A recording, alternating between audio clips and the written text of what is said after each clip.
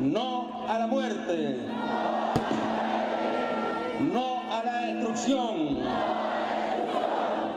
No a la violencia. No a la barbarie. Sí a la vida. Sí al diálogo.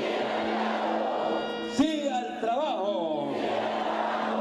Sí a la paz. After deaths in the streets, Nicaraguan President Daniel Ortega is determined to not go quietly, or perhaps even at all.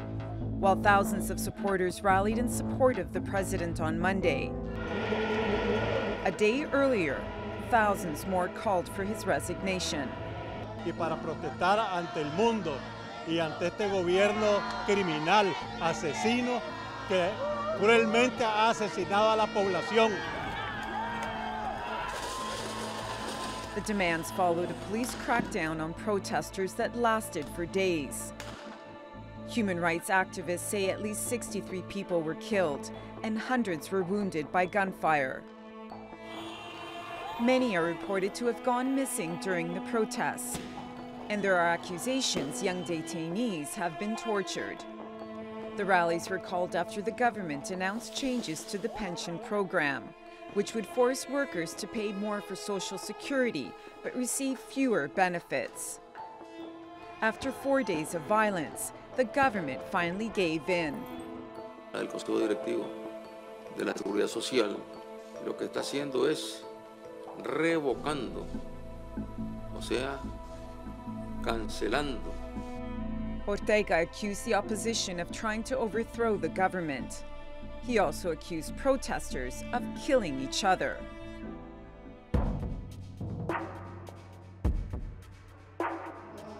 Daniel Ortega is considered to be the last of Latin America's revolutionaries.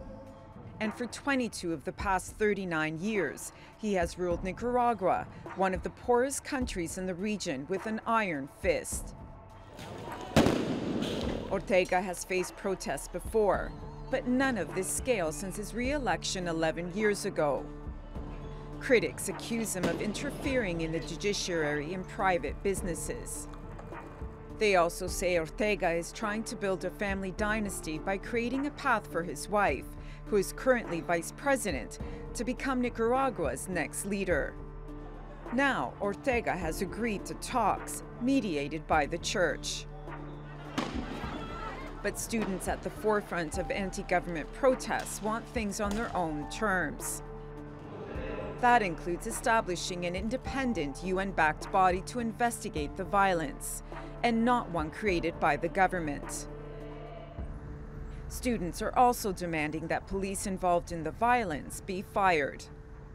The recent unrest is the largest since the end of Nicaragua's civil war nearly 30 years ago. And the manner in which Ortega handles the crisis will help determine the path the country is likely to take in the years to come. Pirovolakis, The Newsmakers.